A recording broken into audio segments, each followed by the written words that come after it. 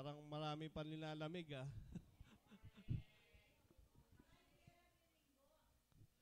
Hallelujah. Purihin po ang Diyos. In every season, we need to praise God. Amen. Kahit ano po yung season, dapat pinupuri po natin ang Panginoon. Palagi po natin unahin ang Panginoon.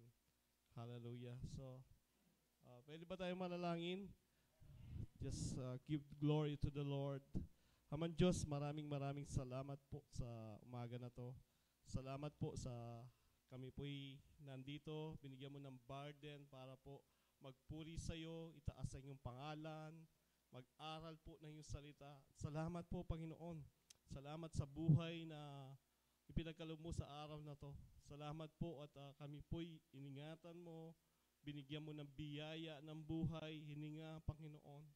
Lord, there's nothing above anything else, Panginoon, but you give the life for us, Panginoon. Yung binigay mo yung anak mo para po sa kaligtasan po namin. Salamat po, Panginoon. Salamat po at kami po'y handa po na mag-aral, makinig ng iyong salita at ito po'y gagamitin po namin sa araw-araw na buhay po namin na lalo po kaming maging mapagkaloob sa iyo, Panginoon, at lalo po kaming didinig sa iyo, Panginoon, sa iyong mga payo, sa iyong mga salita. At Lord, I pray, Lord, lalo na po yung mga kapatid ko nandito, Lord, bless the Holy Spirit be with them, Panginoon. Lord, ayaan niyo po, mangusap po kayo, Panginoon. Kayo mismo, Lord. Gamitin niyo po ako bilang tagapagsalita mo, but the word comes from me, Lord. Ito po'y manggagaling lamang sa iyo, Panginoon. Use me, Lord, mightily. Use me as a servant na tagapagsalita mo lamang, Panginoon. But Lord, the power is from you, Lord. Yung kaalaman, yung kaayusan ay nanggagaling lamang sa iyo, Panginoon. And Lord, I pray, lahat po ng mga kapatid ko, even nasa online man, sino man po'y makakakinig, Lord, let the power, the Holy Spirit be manifest with them, Panginoon. Hayaan niyo po, kayo po ang patuloy na bumulong sa kanila, Lord. That the Holy Spirit, sinabi mo nga sa iyong salita, your words like a double, isang dalawang talim, Panginoon, na magkabila, na papasok po sa aming kaluluwa, Lord. Lord, ito po yung gamitin mong Panginoon. At ito po'y manamnam po namin. At Lord, every words, every anuman po salita lalabas ngayon, Lord. Ito po'y aming isisilid sa aming puso at kaisipan, Lord God. Maraming salamat po, Lord. Pinupuri ka namin at dinadakila sa tanging pangalan ni Jesus. At like magsabi ng Amen. Hallelujah. This is our second week of 2025 and we are on the series of I Surrender Life, Follow Jesus. Surrender your life niya kay Jesus. Amen. Sinusurrender niya yung life niya bilang isa followers of Jesus. Amen. Sabi nga po, bigyan ko lang po ng konti yung preaching ng pastor. Kung sinurrender po natin yung life natin, talagang dapat meron pong umaangat sa atin. Amen. Bilang mananampalataya ni Kristo. Amen. Hallelujah. Sabi nga, series, we are on living a surrender life with Jesus. So Genesis 6:9 or chapter 9 verse 11. Ano po yung sinasabi dito? Ayan po. In NIV version, it's about pag-uusapan po natin ngayon is about the Noah. Yung pong kwento ni Noah. Sino po nakakilala kay Noah? Pag di nyo po nakakilala, tanong nyo sa mga bata. Sa mga bata po, lalo po yung mga Sunday schooler natin. Alam na alam. Pag sinabi Noah, meron po kasunod dyan eh. Noah? Noah's Ark. Ito po yung sa panahon po ni Noah, ito po yung pinakamalaking barko or pinakamalaking boat ng bangka na nagawa nung panahon po nila. Amen. Para sinasabi, ito po yung naglalaman ng maraming animals at minimal lang po yung tao kasi yung pong tao na naipasok po doon ay yung pamilya po ni Noah lamang. Amen. So, basahin po natin yung verse 9. Sabi po dito, "This the account of Noah and his family." Ayan po. Noah was the righteous man. Ano po daw si Noah? Amen. Righteous man. Sino po mga righteous man dito? Hallelujah. Gagamitin ka ni Lord. Pag-isabi mo sa katabi mo, gagamitin ka ni Lord. Amen. Tulad po ni Noah, ginamit po siya ng Panginoon. He's a righteous man, blameless among the people on his time. He walked faithfully with God. Verse 10, ano po sinasabi? Noah had 3 sons. Ilan po yung anak ni Noah? Ang pangalan po nila, Shem, Ham, and Japheth. Sino po yung may pangalan na Shem dito? Ham. Or Japheth. Amen. Verse 11, sabi po, "Now the earth was corrupt in God's sight and was full of violence." Sa tingin niyo po, ngayon sa panahon natin, ano po nangyayari ngayon? Marami pong corrupt. Amen. Sa politician, maraming corrupt. Tama ba? So, marami pong violence nangyayari. Amen. Di ba? Marami po.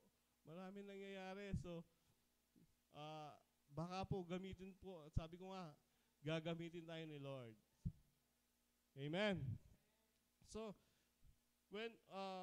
kung titingnan po natin, meron pong mangyayaring nung ginamit po ni God si Noah, meron po nangyaring kakaiba or nag-iba po yung mga lifestyle niya. Amen. Isang example po dito, meron pong yung bagong kasal or yung bagong mag-asawa. Pag po yan, bagong mag-asawa, expect mo na po, meron pong mag-a-adjust the both side. Amen pa? Tama ba? Amen. Meron pong adjustment na mangyayari dyan. Para po ma-meet yung mga needs po nila. Amen. Tama ba? Madalas na unang napapansin diyan yung gawaing bahay. Amen. Sabi nga ni Brother Sunday, sino maglalaba? Amen. And lalo na po yung lalaki, hindi naman po talaga sanay dati magbalaba. Pero matututo po. Di ba? Pero ngayon, nasasanay na daw. So, meron po mga adjustment na gagawin dahil magkasama na po kayo. Sabi nga po, meron po tayo sariling yung ugali. Amen. Pero pag yung ugali ng mag-asawa, nami-meets po na nila yung dalawa. Amen. Ano po yung ibig sabihin? Kung dati, siya lang isang natutulog sa kama, ngayon dalawa na sila. Sabi nga po ni Sister Luz, dati siya tahimik daw pag ano. Pero ngayon, meron na po daw barko. Pagkasama natutulog ako. Amen. Ano po yung barko? Sino nakakalam sa barko pag kayo natutulog na? Lalo na pag naunaw na po yung lalaki. So, tingnan niyo po yung mga adjustment na ganyan, di ba? Meron pong adjustment na mangyayari po. Amen. Even, yung pong bago ka sa trabaho, kahit mo sabihin mo, yun yung pinag-aralan mo, pag in actual, meron pong adjustment na mangyayari. Tama ba ako? Amen? Ako po, bago po ako, ilang years po ako nagtatrabaho dito, 5 years as aircraft mechanic. Pero na-assign po ako dito is in electrical department.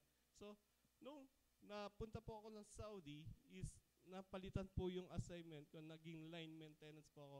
Ibig sabihin, lahat kailangan gawin ko. Malaking adjustment po. Amen? So, every day, kailangan nagmamatsa po ako o natututo po ako sa mga trabaho na yon. Amen? Meron pa pong time na kala ko mapapauwi na ako dahil ang hirap po pala mag-adjust talaga. Pero kailangan mag-adjust ka ng todo para po ma-meet mo yung po pangailangan ng trabaho mo. Amen? So, hindi po ganyan kadali. Amen? Para po mag-adjust po tayo. Amen? When you adjust, you change and change can be uncomfortable. Amen? Tama po yan? Hindi ka, sa tingin nyo po, Sister Luz, nung una, uncomfortable po siya, nakasama niya po ako, naghihilig ako, tapos siya hindi pa natutulog. Di ba? Hindi po. So, ganun din po sa trabaho. Pag yung, katulad ko, tapos meron po ako mga senior na nandun doon, na hindi ko po alam yung trabaho, pero sila, alam na nila. Hindi po sila uncomfortable. Di ba? So, ganyan din po, pag po sinunod po tayo, we walk with Jesus. We surrender our life to Jesus. Yung una talaga mahihirapan po tayo. Hindi po tayo ang comfortable po tayo. Mahihirapan po tayo. Pero po, as we go on, yung talagang yung disciple natin, yung we surrender our life to Jesus, babaguhin at babaguhin po tayo ng Panginoon. Meron pong pagbabago. Amen. We need to surrender it all on Jesus Christ. Kaya nga po dapat we are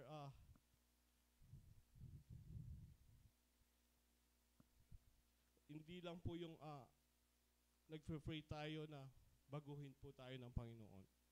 Dapat nagpe-pray po tayo na talagang sumunod po tayo or we follow Jesus Christ, ano man po yung pinapagawa sa atin. Amen. Sabi nga po, di ba, kung titingnan po natin, isa po yun sa mga oldest story ng Bible about the Noah's Ark. This is account of Noah and his family. Basahin po natin sa Tagalog, okay lang po. Ang sabi po dito sa verse 9, para po malalo natin maliwanagan. Ito ang kasaysayan ni Noe. Matuwid at mabuting tao si Noe noong kanyang kapanahunan. Namumuhay siya ayon sa kalooban ng Diyos. Verse 10, siya ay may 3 anak na lalaki, sina Shem, Ham at Japhet. Maliban kay Noe, masasama ang lahat ng tao sa paningin ng Diyos at laganap ang karahasan sa lahat ng dako. Amen. So,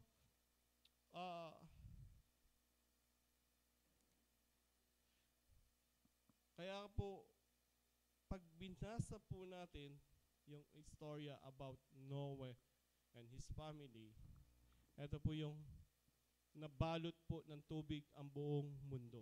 Amen. Wala po naligtas kundi yung pamilya po ni Noah. Amen. So, doon po na talaga yung galit po ng ating Panginoon. Dahil ito po, ito si Noah, yung nakita niya lang kaisa-isang matuwid sa buong nabumuhay doon sa panahon po nila. Amen. So, ang sabi po sa Genesis 6:5, yan ba? Kung titingnan po natin, ayan po, at sinasabi po, the Lord saw how great the wickedness of the woman race had become on earth, and that every inclination of the thoughts of the human earth was only evil all the time. The Lord is regret that he had made human being on earth, and his heart was deeply troubled. So verse 7, sabi po, so the Lord said, I will wipe from the face of the earth the human race I have created with them, the animals, the birds, and the creatures that move along the ground, for I regret that I have made them. Nagsisisi po sa ating Panginoon, but ginawa niya pa po yung human race. Amen. Pero pong pagsisisi ang ating Panginoon. Nag-regret po siya na saan po gusto niya na pong lahat talaga mawala. Amen. Mawala po lahat. Pero meron po siyang isang nakita. Ito po si Noah. Siguro po kung hindi niya po nakita si Noah, wala, even us, wala na po tayo dito ngayon. Wala po. Pero dahil po, mahal pa rin po tayo ng Panginoon, binuhay niya po si Noah ang kanyang pamilya. Amen. Kaya nandito po tayo. Nandito po yung mga animals, mga birds, o ano man po yung moving creature, nandito po. Dahil po sa mahal po tayo ng Panginoon. At sabi nga po, it has over 100 or 1,600 years nung bago po, o pagkatapos po ni Eva at ni Adan. Sabi niyo po, doon po ginawa po ito. Aside from the one family of his family, everyone else was lost. Nawala po lahat. Aside po sa pamilya ni Noah. Amen? At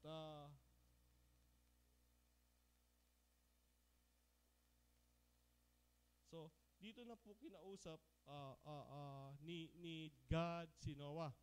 Kinausap niya po.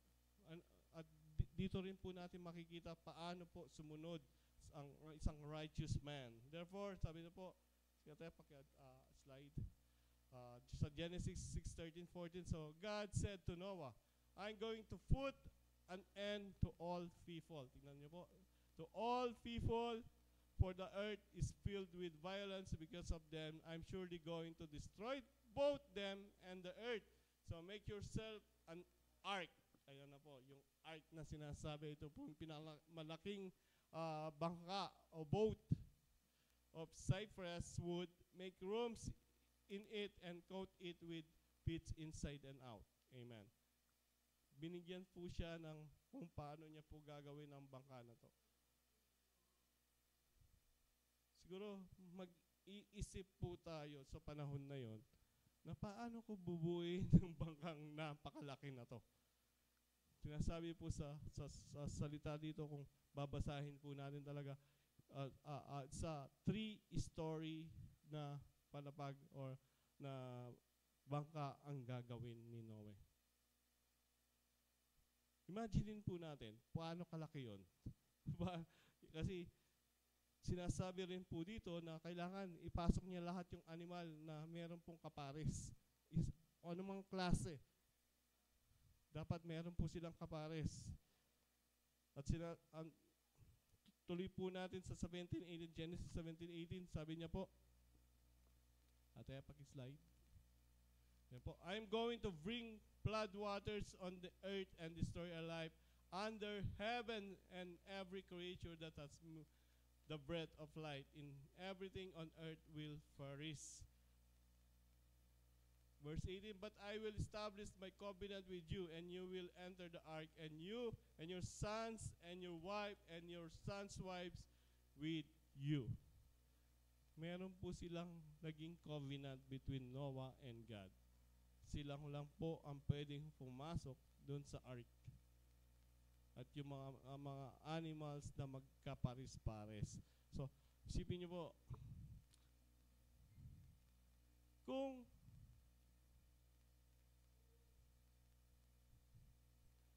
isipin na doon po sa panahon nila, nakaka-amaze po yun na pwedeng mangyari. Nakuha niyo po, na hindi pa po umuulan sa panahon na yon. Wala pa pong ulan noon, di katulad ngayon. Wala pong nangyayaring ulan noon sa panahon na yon. Tapos sasabihin sa iyo ng Panginoon, uulan,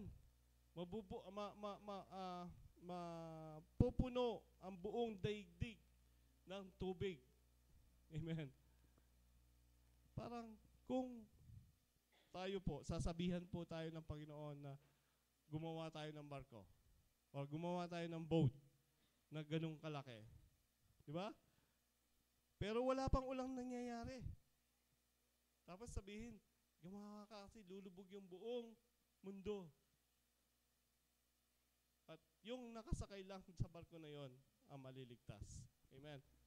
Tuloy po natin sa Genesis 6:22 para makuha po natin yung kwento. Ang sabi po, Noah did everything just as God commanded him. Sabi ko nga po, wala pang ulan nun. The earth had never been fully underwater. Wala pa pong, hindi pa lumulubog nun. Siguro ngayon, lumulubog lang pag malakas yung ulan kasi merong mga tawag dito, mga kanal na barado, lalo na sa Manila. Amen? So, maraming yung mga ilog, hindi gaanong malalim, maraming basura. Pero yung panahon na yun, hindi pa uso yung plastic nun. Hindi pa uso yung maraming basura nun. Pero, hindi pa po umuulan. Ito po yung nakakapagtaka. Ni minsan, hindi pa umulan. Pero sabi ni Lord, uulan. Malulubog yung buong mundo. Ano pong ginawa ni Noah? Noah did everything just as God commanded him. Ngayon, gusto po natin maging followers of Jesus. Unang-unang sinasabi sa atin, magsimba ka tuwing linggo. Gusto mo maging followers of Jesus?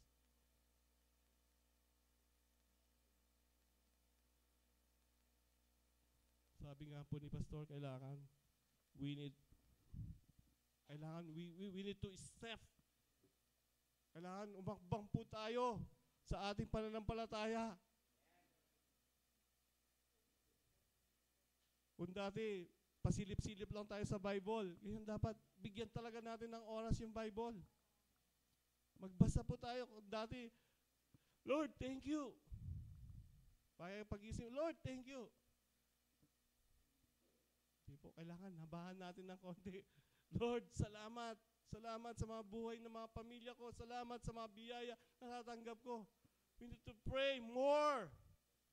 At sinasabi po ng Biblia talagang kailangan walang humpay na pananalangin. Ito po yung gagawin po natin. Gusto po natin humakbang sa ating pananampalataya. Gusto po natin sumunod sa ating Panginoon. Hindi po mangyayari yan kung hindi po tayo gagawin ang mga bagay na to. Amen. The more we pray, the more we read the Bible, we listen to the Lord, yung mga salita ng Panginoon, lalo po tayo napapalapit at sumusunod sa ating sa kalooban ng Panginoon. Sabi ko nga, simpleng, as a follower, kailangan nagsisimba tayo, nagbibigay tayo pugay sa isang araw para sa ating Panginoon. Nagpupuri tayo sa Panginoon.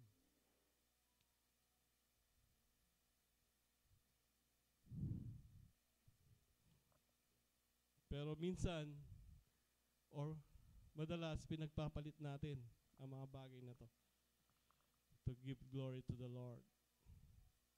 Nakakalungkot po.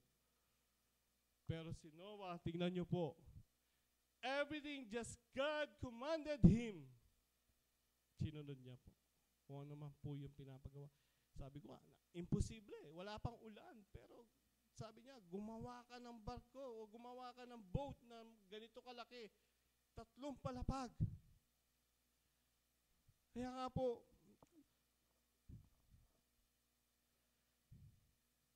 hindi po siya nag-question kay God. God, ala naman ulan eh. Ba't gawa ko? Hindi niya po sinabi yun. Sinunod niya lang po. Amen. But sometimes, Lord, ba't simba ako? Masakit ko buntok eh. Lord, simba ako. Mamibi ko eh. Lord, ba't simba ako? Makipag-birthday ko pa eh. Makipag-party ko pa eh. We question. Pero buri na Lord, Lord. Buri na Lord at yuta mo, Kenny. Amen? Amen. Don't question. Huwag na po natin titingnan basta kung ano man po yung pinapagawa ng ating Panginoon. Ito po yung gawin natin.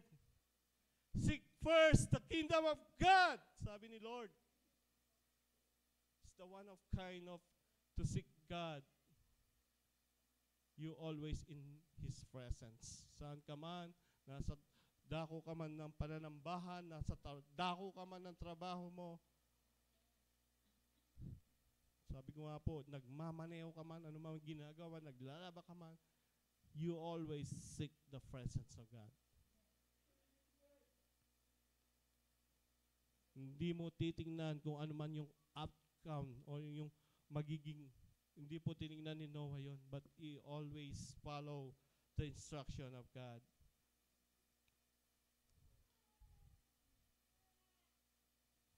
Sabi po, he chose not to seek the opinion of the local religious leader because he knows God is commanding him, so he just follow God.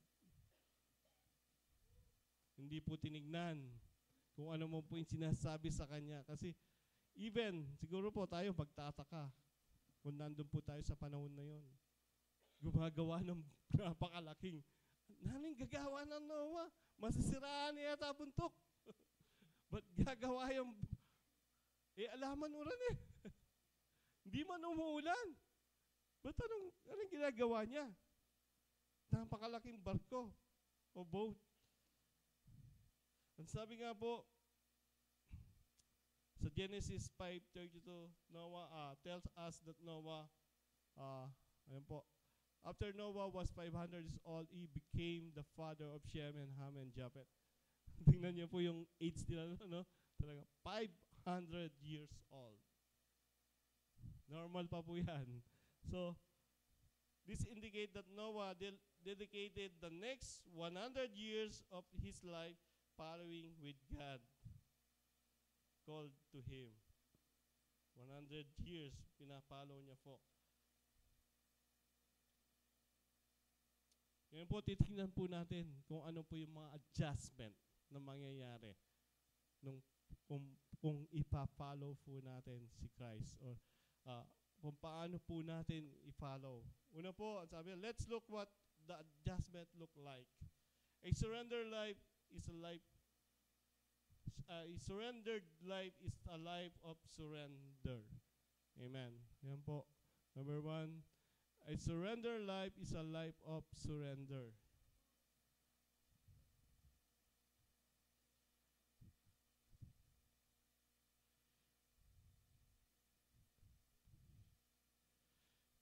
Kung gusto po natin maging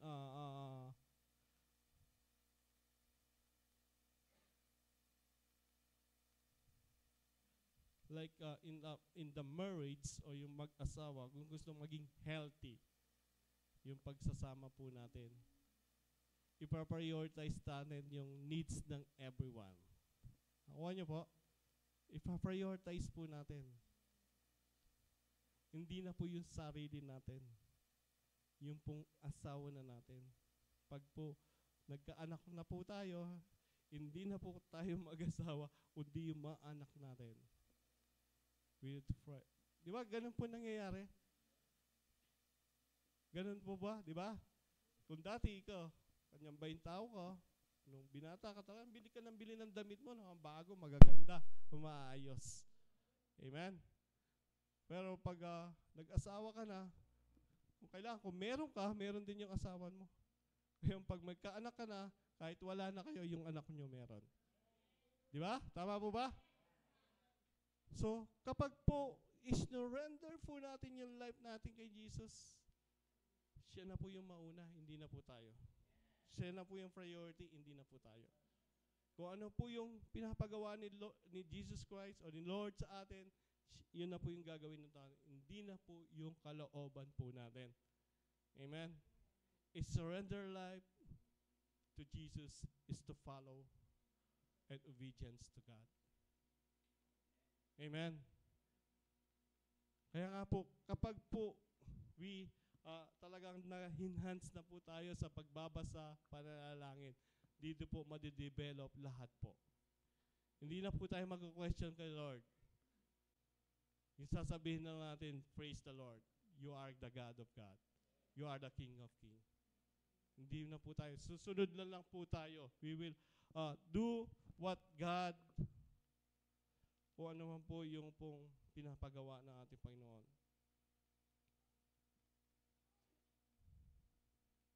Kaya nga po, di ba, isa-sacrifice na po natin yung mga own desire natin. Yung makalaman na desire, di ba? Na nung hindi po tayo nakakilala kay Kristo, madalas po gusto natin umaaten sa mga gawain na mga kasiyahan.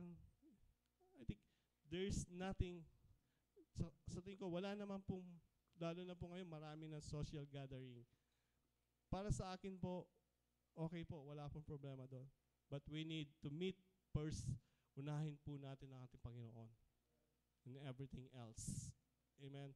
Kung po yung pupuntahan natin, mas mabuti po yung pupuntahan natin yung Panginoon muna bago po yung mga ibang nagbibigay lang pong kasiyahan para sa ating laman. But we need to limit that. We need to more on Jesus Christ because eto po yung gusto niya.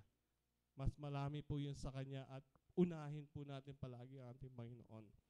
Yan po yung tunay na pag-surrender sa ating Panginoon.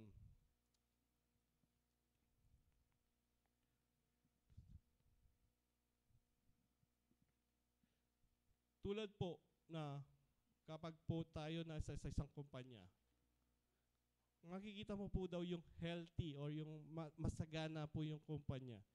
Kung po yung nagtatrabaho, talaga pong dedicated dun sa company na yan. Amen? Gusto nila mag-grow. Inuuna, priority nila yung trabaho na yon. Amen? At tignan nyo po, masagana po yung company. Ganun din po, kapag po pina-priority po natin si Kristo, ang ating Panginoon, maging masasagana po. Marami pong magiging benefits po, hindi lang po sa iyo, kundi pamilya mo, mga kaibigan mo, kung sino man po makakakilala mo. Amen? So, number 2, meron po ang sinasabi po dito, a life of surrender is shown through obedience. Sino po yung sumusunod dito? Kahit imposible, sinusunod nila. Isa po, meron mga utos o meron mga gustong ipagawa sa atin, imposible. Pero, like Noah, imposible po eh. Imposible po yung pinapagawa. Kasi sabi ko, wala pa pong ulan. Pero no one never question. Ginawa niya lang po. Amen. Sinunod niya lang po. Ang sabi nga po ni Henry Black KB, stay where you are and go with God in obedience to His will. Adjustment must come first.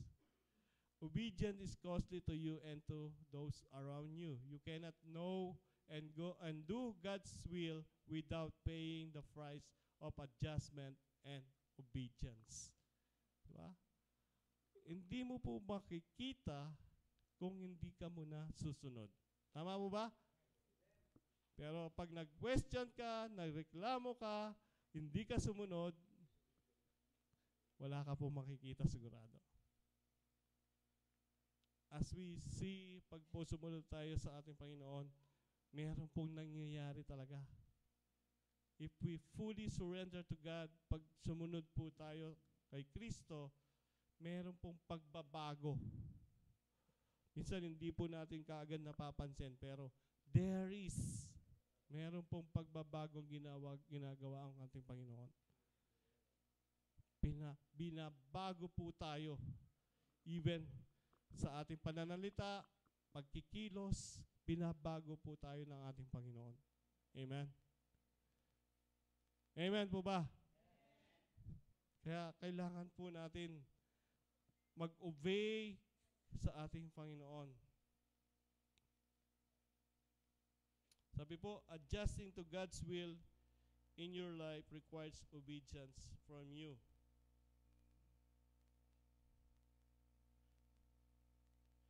Sabi po, yung pong I surrender life is a act of obedience. Pag po sinurrender po natin ang ating sarili sa ating Panginoon, ito po ay talaga pong ibinibigay po natin ang ating sarili sa ating Panginoon. Si Noah po was obedience. God completely transformed his life. Dahil po pagsunod niya po kay Kristo sa ating Panginoon, binago po niya. Transform niya po yung buhay niya. Kaya nga po siya lang po ang nag-iisa. Nakita po na righteous po ng ating Panginoon. As we go on in this journey of our life po dito, patuloy po tayo sumunod sa ating Panginoon. Kung ano man po yung pinapagawa niya po sa atin. Amen po ba? Kailangan every day in our life, matuto po tayong sumunod sa ating Panginoon. Amen? Alam niyo po, maraming beses po tayo nadadapa. Pero dapat maraming beses po tayo tumatayo. Maraming beses po tayo nagkakamali. Dapat mas maraming beses po tayo itatama ang pagkakamali po natin. Amen? As we obey the Lord, God is redirect our path. Yung pong paglakad po natin, dahil alam po ng Panginoon, nagkamali na po tayo eh. Kaya tinutuwid po tayo para po sa ating pagsunod po sa Kanya, pagsunod sa Kanya mga utos. Sabi po, when God present you with a new calling, do you respond with obedience or do you resist and cling to your comfort zone? Kapag po tinatawag po tayo ng Panginoon, kailangan sumunod lang po tayo. Para po, minsan kasi imposible eh. Sabi niya, Lord, ating ka pong obra. Pag Wednesday, pag ating pong gawain kening Wednesday, mag-attend ka, sabi ng Lord. Mag-attend ka, halika pa mag-overtime. Pilitan mo miras kitang oras sa ito.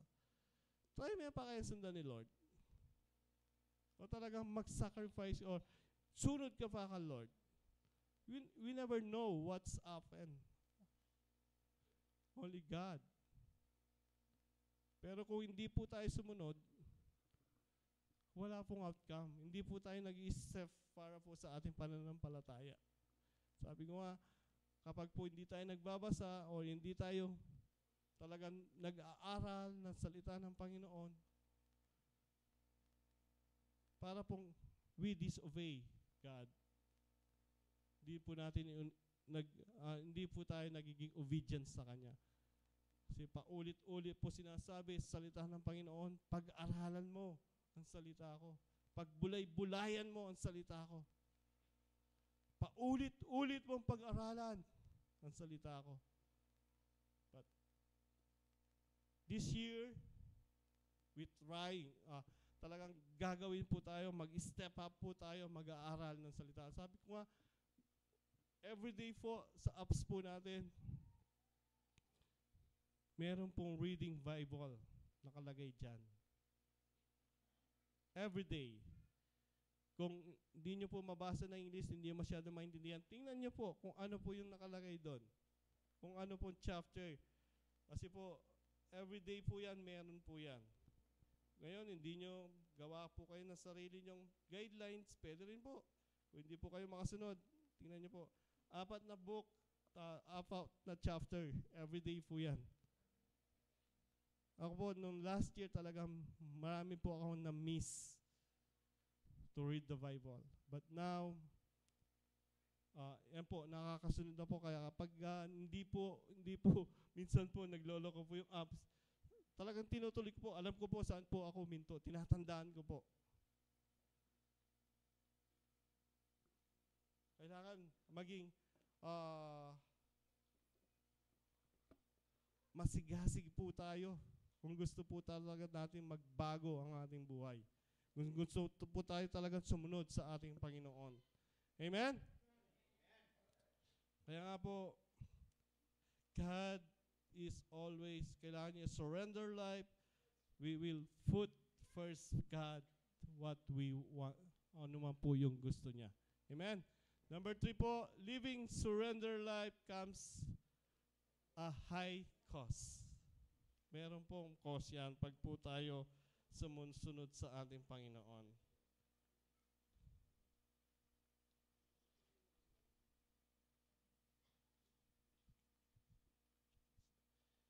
Yung po sinasabi ko na, sabi po, kung nandun po tayo sa panahon niya, siguro sasabihin rin natin to. Ano yung ginagawa ni Noah? Nasisiraan na ba? Ang tanda-tanda niya na, gumagawa pa siya ng malaking barko o malaking boat. Diba? Masasabi rin po siguro natin yan. What is rain? Ano yung ulan? Kasi hindi po nila alam na mayroong ulan sa panahon na yon. Even as, tatanungin natin, siguro kung nandun po tayo sa panahon na yon na, ano yung ulan? Kasi wala pa pong ulan. So, will a surrender life change your friend groups? Will a surrender life change your friend groups? Opo, sigurado po yan. Pag sinurrender po natin ang ating sarili, even our friends, mag-iba na po yan. Amen. Dati po, yung mga friends natin, yung mga baka nagtotoma dyan, umiinom dyan sa labas, pa-sindi-sindi, pa-babe-babe, mapapalitan na po yung mga youth cell group, di ba? Young adults, yan lang po yung yung dati mga kamarites natin diyan, yung mga kasama natin diyan sa daan, hindi magiging women's cell group na po yan. Kaya nga po, papalitan po yan ng ating Panginoon. Will surrender life change how you or your parent? Will surrender life change the way you do a business? Yes. Di ba? Pag meron ka ng negosyo, siyempre, kung dati meron mga bawal na ginagawa ka para umunlad yung business mo, pero ngayon, dahil gusto mong sumunod sa ating Panginoon, you straight path. Talagang dapat yung kalooban lang yung masunod sa business mo. Kalooban lang ng Panginoon yung masunod sa business mo. Amen. Hindi dapat misamutan po yan na nanong alimang kalooban ng ating Panginoon. Marami po, pag we surrender our life, even sa asawa mo, mag-iiba na po eh. Kung dati may pangulisa kayo palagi, pero you surrender your life to Jesus Christ, talaga pong, yung pong respeto sa isa-isa, lumalaki po. Tama po ba? Yung mag-asawa dito. Tama po ba? Dati pangulisakan mo eh. Siguro, ala naman pong bugbugan, Kenny. Kulasakan mo. So, we need to adjust everything when we surrender our life to Jesus. Meron po talagang mangyayari.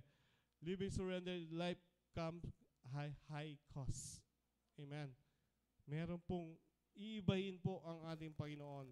Number 4 po, at konti na lang po, hanggang 5 lang po to. A surrendered life is one that worships. Genesis 8:20. Sabi niya po dito, sana po, ayan. 21 ba? 21 ba na right ko? Okay. Basahin ko na lang. Sorry. 8:20 po ang sabi po dito. Si Noe ay nagtayo ng altar para kay Yahweh. Kumuha siya ng isang isa sa bawat malinis na hayop ng ibon at sininog bilang handog. So, a surrender life, we need to surrender to worship God. Ano po yung kailangan po natin gawin? Kaya nga po, it silence you to worship in your, in your giving. Kailangan po, isa po yung pag worship po kay Lord, tulad po ni Noe, talagang nag-sacrifice po siya. We need to give what God belong to God. Amen. By giving. Amen. Tulad po ng pag-iikap po natin, paghahandog po natin ng pananalapi sa ating Panginoon, pagbibigay po natin sa mga nangangailangan, is act of worship to the Lord. Isa pa po, by vocal phrase, tulad po ng pag-aawit po natin sa Kanya. We give glory and honor to Him. Pagkakanta po natin sa Kanya para po ng papuri by vocal. Or yung, sa tingin ko, mas maganda po, hindi lang po yung pag-aawit or yung pong tamang pananalita, lalo na po sa mga hindi po nakakakilala sa ating Panginoon. By vocal. Ito po isang pag-act of worship kay Lord. Number 5 po, sabi po, surrendering leads to rewards after making adjustment. Meron po palang reward. Ang sabi po sa Genesis, ayun po, 8:21, na-miss ko pala yung 8:20. 8:21, the Lord smelled the pleasing aroma and said to his heart, never again will curse the ground because of humans, even though every inclination of a human heart is evil from childhood and never again will destroy a living creature as they've done. Dahil po doon po pag-surrender at pagbigay po ng papuri ni Noah, ito po yung nangyari. Hindi na po ginawa uli ng ating Panginoon na sisirain niya po, uubusin niya, even our life, di-destroy niya, magkakabaha po na malaki uli. Hindi na po nangyari ito. Amen. Because God, surrender leads to rewards after making adjustment. Kapag po tayo, in-adjust na po yung buhay po natin para po isurrender sa ating Panginoon, para po gawin na po yung kalooban niya, hindi na po mangyayari lahat ng masama sa atin. Amen. Hindi na po madidestroy, hindi na po, kapag po nagpatuloy po tayo sa Kanya, ito po yung pangako ng Panginoon. Even in our finances, kapag po patuloy po tayo nagkaloob sa Kanya, hindi na po babaksak yung business natin, hindi po tayo mauubusan ng trabaho. Amen? If we fully surrender our life to Jesus. God said, I will reward you. Ang Panginoon po ang nagsasabi niyan. God will reward you. Pagsabi nga sa katabi mo, God will reward you. Kaya nga po,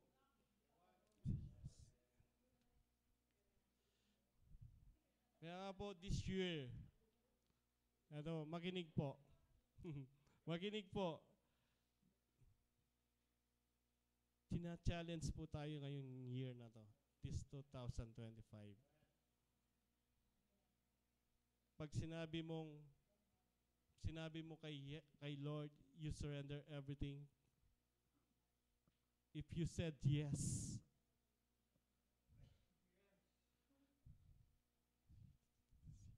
kung ano man po yung pinapagawa sa iyo ng Panginoon this year, we need to surrender totally to God. Gawin po natin. Marami pong babaguhin ang ating Panginoon sa atin. Maraming gagawin na adjustment at patuloy po tayong babaguhin ng Panginoon. Just said, yes, I will surrender my life to you, Jesus Christ. We are fully surrendered. We are, because a surrender life adjusts its life. Pag po sinurrender po natin ang ating totally kay God, marami pong babaguhin. At we are willing. Kailangan willing po tayo magpabago sa ating Panginoon. Amen? Willing po tayo sumunod sa mga gusto po ng Panginoon. Even, sabi ko nga, wag na po natin titingnan kung ano man po yung magiging, ay, baka po kasi, eto na po kagad na naiisip po natin. Lord, sinurrender ka na yung life po na kaya. Lord, I surrender. Kailangan, maging na akong milyonaryo ngayon this year. No, dapat po, hindi po natin tinitingnan kung anong po yung magiging outcome. Basta't ang gawin po natin, sumunod sa ating Panginoon. Ito lang po yung gagawin po natin. Sumunod sa Panginoon. Ma-amaze ka na lang pag ano po yung gagawin sa iyo ni Lord. Sigurado po, meron pong siyang biyaya. Sabi nga po, God will rewards you. Ang Panginoon po ang nagsasabi niyan. Kaya nga po, yung message last week, di ba? Kapag po nandun na po tayo doon sa God rewards us, kailangan lang po tayo magpatuloy. Hindi po magbababa yung pananampalataya po natin sa Kanya. Lalo pang lalago ang pananampalataya po natin sa Kanya. Amen po ba? So, a surrender life, ano po yung gagawin po natin? Ate, balik nga dun sa, ayan po. Let's look what adjustment look like. A surrender life is a life of surrender. Number 2, a life of surrender is show to obedience. You cannot say where you are and go with God in obedience to His will. Amen. Number 3, living surrender life comes a high cost. Number 4, a surrender life is one of the worship. Amen.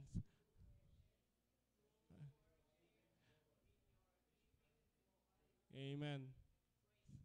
Number 5, surrender leads to rewards after making adjustment. Meron po rewards yan. Amen.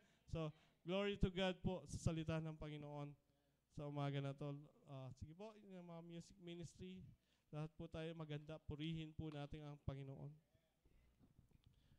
Hallelujah. Thank you, Lord. Thank you, Jesus.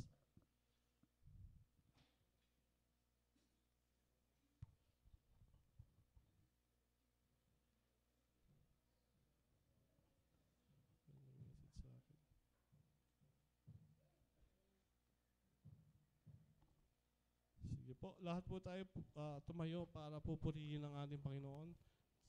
Sabi nga po, ano po yung kailangan natin? A surrender life of worship. We need to, wag po tayong mahiya na sumigaw, magpuri, umawit sa ating Panginoon. Isa po yung act to worship God. Hallelujah. Thank you, Lord. Thank you, Jesus. Praise you, Lord. Thank you, Lord.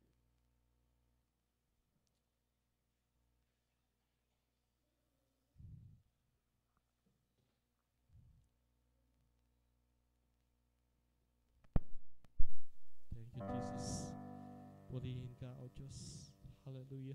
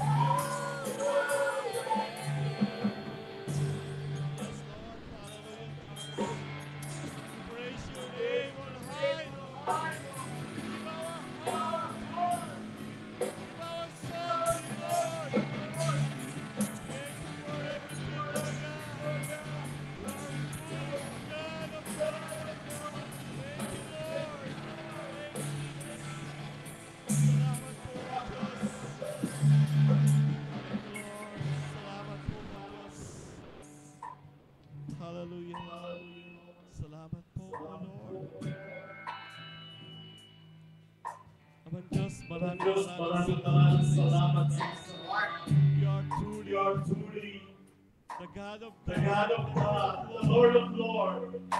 Salamat po, Panginoon, sa isang Lord. Patuloy mo kami tinatawag. Patuloy mo kami iniingatan, pinoproteksyonan, Lord. Salamat po, Lord.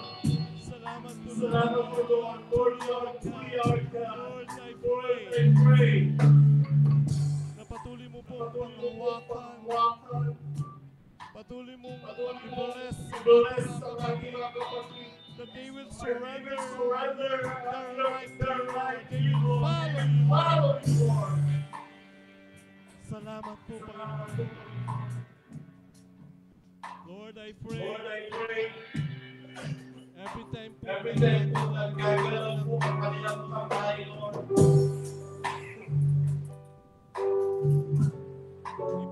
Ibubuka po ang kanilang bibig. Lord, kikilos po sila. Ayon po sa iyong kalooban, magsasalita po sila. Ayon sa iyong kagustuhan, Lord, give you glory, Lord. Lord, gamitin mo ang aming buong pagkatao, Lord. Para marami pa po magpapalakaya at magbugon sa iyong panawagan at kaligtasan, Lord. Use us mightily, Lord. Ganito lahat, Panginoon. To obey your words, to obey the disciples in all nations, Lord God. Isang tagasunod sa Panginoon na Panginoon, kakalat ang salita. Lord, kikilos ayon sa iyong kagustuhan. Lord, pananalita ayon sa iyong mga salita, Lord God. This is our prayer, this is our declaration. Lord, i-bless mo ang mga kapatid mo na ulo at talampakan, Lord. Lord, i-protect mo sila sa anumang gawa ng kalawakan, anumang pong dinidisip ng kalawan, Lord. In the name of Jesus, wala po sila kalawakan ng aming Panginoon Yesu Cristo. Lord, tinatanggal po. Inaalis po namin anumang po ang gawa ng kalawakan. Lord, manatili po ang kanilang isip at puso sa iyong mga salita. Hallelujah.